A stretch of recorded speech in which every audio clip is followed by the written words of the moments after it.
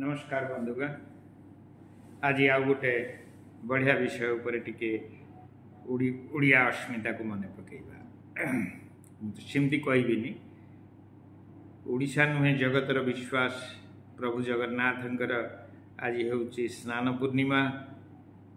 यह होउची एक आस्थार अभिषेक। प्रभु को आज गाधेबे एवं तापरे रेडी हेबे।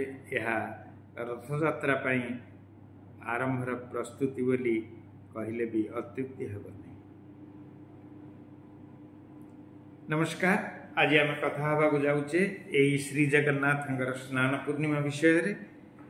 पूरी श्रीमंदिर रे यही दिन होउची भगवान जगन्नाथ, बड़ भाई बलभद्र एवं भौणी सुभद्रांकर महास्नान दिवस। यही दिन से माने पवित्र स्नान करिथांती एवं से स्नान वेदी को नहीं जाई सेठारे 108 कुंभरे जलरे तांको स्नान करा जाए। यह को कहा जाए स्नान यात्रा। यह केवल एक दृश्य नुहे। यही स्नान हेउचे रथयात्रा पूर्वरु संपूर्ण शुद्धि कार्यर एक अंश विशेष। स्नान परे भगवान अणसर गृह प्रवेश करती बा विश्राम नियंती, जेउठारे से माने दर्शन अलगा रुहंती एवं से मानकु दैतापति माने सेवा करती। ता भितरे से माने विभिन्न प्रकार चेरा मूली सब जिनस लागंती।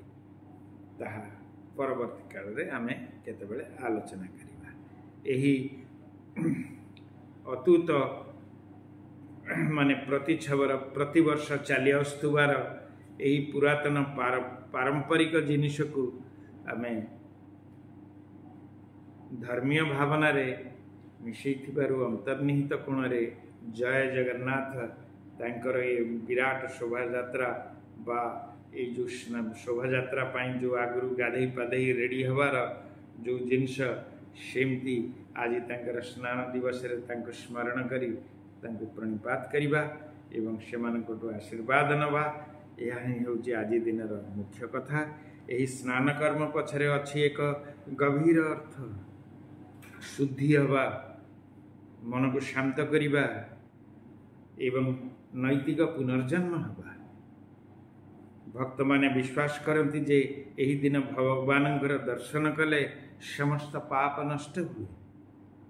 आसंतु आज यही पवित्र दिन रे आमे जदि जाई न पारुचे मन कर्म और शब्द रे शुद्ध हेबा पई चेष्टा करिबा, किंतु ता पूर्वरु निजकु ठाकुरंक पाखरे पूर्ण मात्रा रे समर्पण करिबा।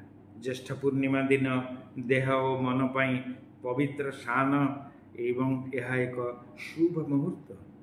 जगन्नाथ त्रिमूर्ति कर स्नान हेउची अहंकार, अज्ञान और आसक्तिर शुद्धि।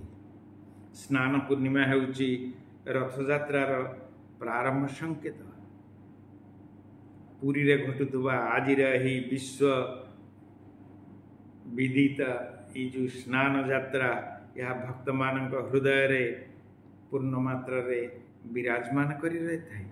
यही दिन मात्र भगवान देखंतिनी गजानन बेशरे से देखा दियंती एवं तापाई गजानन से जनक पाई हेइतिले जन साधुंक पाई बॉम्बे से साधु आसीथिले तांकर कथा केतेबेले हवा, किंतु आज गणेश रूप से मध्य देखा दियंती। आमे आनंदर सहित यही जगन्नाथंकर स्नान पूर्णिमा को आज पालन करिबा।